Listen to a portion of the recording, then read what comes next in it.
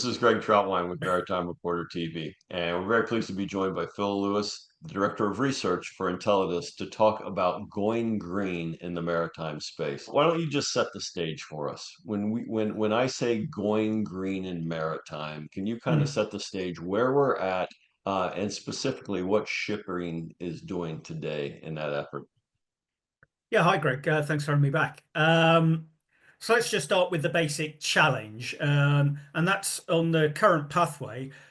Shipping emissions are forecast to increase if we carry on the way we're going. The general recording is against a baseline of 2008, so around 2008, 2010. So from where we are now, shipping emissions will be growing through this decade. Beyond that, they are forecast to slowly fall back, but it's a business as usual, generally only to those 2008 levels. Whereas the International Maritime Organization, IMO strategy for uh, the way forward is to get as close to zero or net zero emissions compared to that baseline by around 2050. So there's a big gap between the status quo as we are today, business as usual, and the aspirational targets, what people have said they want to do, and what the IMO strategy is there. And I would say that the IMO strategy, that's a foundation for change for going green. Obviously, that looks at the international shipping. A lot of individual countries have their own rules and regulations for their own maritime waters. You only have to look at the European Union or somewhere like California or certain markets in Asia. They have their own specific rules. But generally, that IMO framework, that sort of sets the general scene about what people are looking at and sends the message to the technology providers and the shipbuilders and the ship designers what we have to do. And basically, the IMO is looking to reduce the carbon intensity of shipping significantly. They're specifically looking to encourage the uptake of zero or near zero emissions fuel. Yeah, and to account to maybe 5 to 10% of the fleet by 2030. And there are interim targets that the IMO has developed. Now, these are on a well to wake basis, so from a production source of the energy to its actual carriage conversion. Um, and that's a 2030 milestone, a 2040 milestone, and 2050 milestone, which gets to that low or, well, basically as close to zero emissions by around 2050. So, and I would say that is a strategy. There are regulations, mechanisms that are being discussed for achieving these targets, and they're being negotiated at IMO's working group. European Union got quite aggressive with its targets, sort of moving ahead. But then the IMO working group, an example of a mechanism would be paying for your carbon that you generate. That's obviously a big topic, and that's something that needs to be put in place because we record the carbon ships emit now. It's what's it going to cost, and that's part of the encouragement. So what's shipping doing about it? I think you just have to look at someone like the Norwegian Classification Society, DNV, who's been following and reporting on the alternative fuel segment for many years.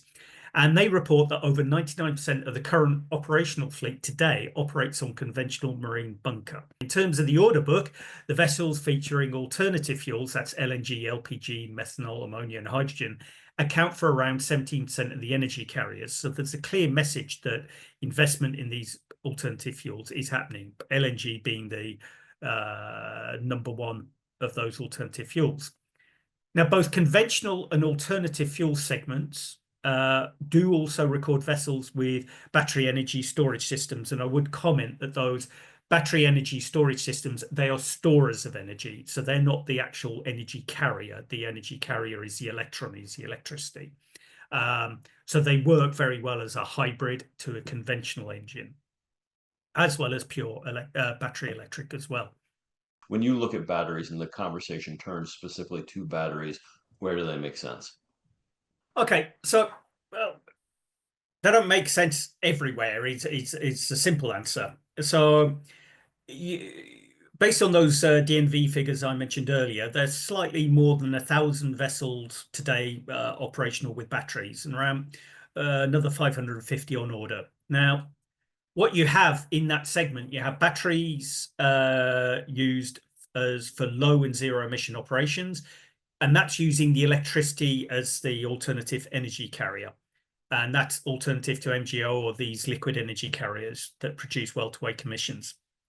Now that electricity, how that's produced, we'll talk about later, but those would be the 100% electric vessels. And if you look at the operational and on order book, that's a relatively small segment of the battery segment. That's about 15% of the vessels. What you get is a lot of hybrid vessels. So vessels with conventional engines and a battery, either charging the battery directly from the engines or a smaller percentage that will be plug-in hybrids. And these are useful for peak shaving, where the battery system supports optimal loading of the internal combustion engine and basically smooth out the load peaks. And that really helps the engine efficiency. You get spinning reserve, so basically to where a battery operates as a backup system to a critical system during operations. They're hybrids rather than the pure electrics. And I would say that, well, if you look at it, just over 2/3 of the vessels that's on order, or sorry, active and on order, it's Europe and Norway. So that's a big part of the global market. And batteries feature really in the short sea shipping segment, which is most suited to the 100% battery operations.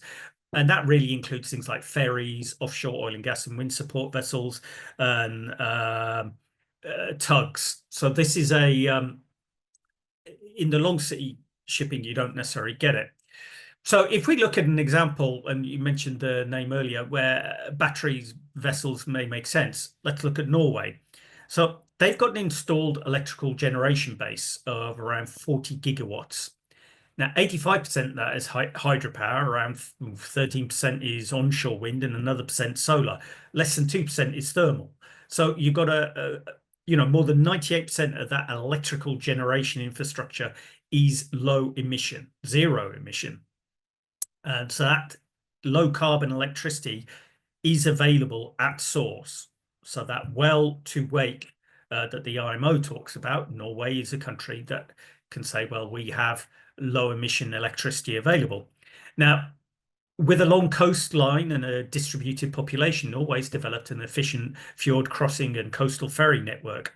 And since 2023, the government has basically established that ferry tenders will only be awarded to low and zero emission ferries. So by the government setting that framework, companies, the operators of those ferries and the technology companies know that there is a requirement to amend their technology to suit that requirement. And that means building the infrastructure with confidence, your charging infrastructure. That's one of the issues, say, on onshore with electric cars, electric vehicles, why there's a bit of concern about them, the range anxiety between charging and lack of charging availability. If you know that there's a government mandate that all vehicles must be electric, you know people will invest in electrical charging, therefore you have more confidence to invest in that electrical vehicle. Well, that's happened in that ferry segment in Norway. And quite interesting, a lot of these ferries are, well, not just plug-in hybrids, some are fully electric, but they run on automatic chargers where the vessel basically, it'll come in, discharge passengers, load passengers, and while it's do that, basically the master's pressing a button, there's an automatic charger connection made. The vessel is charged up in a very rapid time while the vessel is, as I said, loading, discharging, and then the ferry leaves. But ferries are considered a comparatively easy segment to abate given their trading patterns. It's not for all segments.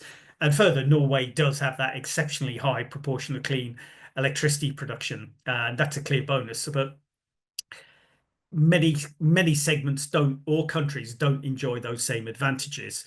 So you might not see full vessel electrification in all the markets, but you'll probably see a lot more hybridization because of the efficiency gains that you can get from that. That's excellent. I mean, even more so, you just gave me a term that I can now use because my last time in Houston is when I was given an electric vehicle for the first time, and I indeed had range anxiety with my I all-electric remember vehicle. that. I remember that. It's like, can I accelerate here? No, no, Can I, no, no. no, no, it was more, can I use the windshield wipers? I'm not quite sure. I don't. Well, you were also worried if you got in that express lane that it might actually take you to Dallas or somewhere like that, and you would certainly not be able to get to a charger. Thanks, Jim. Well, Phil, again, I always appreciate your insights. I just had one more question, and it's a big question as well. As you know very well, any of these new technologies, the integration of them, let alone, and you even mentioned the IMO well to wake measurements of the energy sources, where it's all great to quote unquote go green, but when you really break down that whole chain of where the energy comes from and where it's going. But my long-winded intro to my very short question, Hmm. what are the primary challenges that you see for vessel owners today to fully utilize and enjoy the benefits of a battery solution? Okay, right, a fair question. And as we said, batteries will not be for everybody, but they have their uses. Now, one of the main challenges, if you as an operator want, and you've mentioned this, if you want to have low or zero emissions operations on a well to wake basis, on a production of energy to carriage and consumption and conversion of that energy, you have to certify where that energy comes from. Now, most electrical grids, I mean, do you really know where your electricity is coming from? Most electrical grids mix energy sources, whether it be natural gas, oil, coal, nuclear, renewables. So tracing and certifying energy stored in a battery system is a key challenge. And you will be required to certify where and record where that energy is produced. So as your a battery vessel, if it calls at say two ports, point A, point B, regularly, you have a much higher chance of getting certification of what your electrical source is.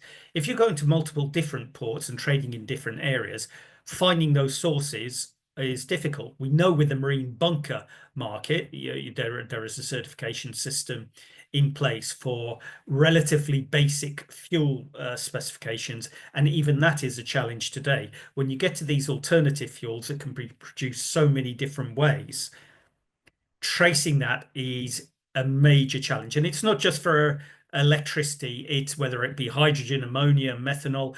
If you call something green, how do you certify that it's green? Or pink, which would be nuclear. Basically, how do you certify that it's zero emission?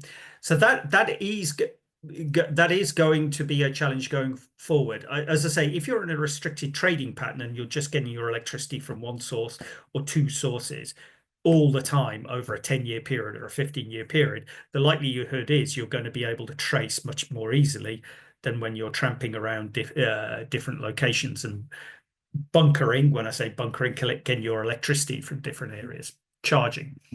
Now, there are other challenges. I mean, some of these challenges why battery systems aren't generally, or 100% battery systems aren't suited to long sea shipping. Battery systems, I mean, if you're looking at a vessel to be 100% powered by batteries, those batteries are going to be generally physically pretty large and heavy, and they're going to impact on the ship's design and probably its cargo carrying capacity. As I say, that's less of a problem in the short sea segment that you can cope with. Batteries often need frequent charging. So if you're fully charge your battery and you go full speed or full operations, you might run out of battery power in 15 to 20, 15 to 20 hours. That's just as an example on some of the vessels we've looked at. So that means you just need to charge again and again and again. That means you need to be within, you need to be within 5 hours of a charging station. Now, if you're on a long deep sea voyage, you're not. So that doesn't really work for that. So that's where the hybridization comes in rather than the 100% battery operations. So being near that charging infrastructure is key, and that's why short sea shipping as batteries have been a bit more popular. Charging itself is a challenge, as there's no one single standard for charging plugs. Another issue is the different charging currents at different ports or offshore charging infrastructure. And finally, there's a capital cost premium for batteries. And at the moment, obviously, as the technology embeds more, the cost is coming down and it continues to come down. But at the moment, there's a premium. And they also generally need replacing every 10 to 15 years of operation because they've had their number of charges and their efficiency begins to fall off. Again, anecdotally, if you operate one of these electric vehicles like a Tesla or something similar to that, people say, you have to manage the charging how the manufacturer recommends because your range anxiety increases over time as the battery efficiency begins to lessen, especially if you don't follow the instructions. But I would say generally, despite these challenges and sort of rounding it off, we've generally got a positive trajectory. Investment in marine battery systems is clearly increasing, whether it's full electrification or hybrid systems. Challenges definitely remain to be addressed, but solutions are being developed and will continue to provide opportunities to increase vessel electrification. So it's going to be quite an exciting ride going forward.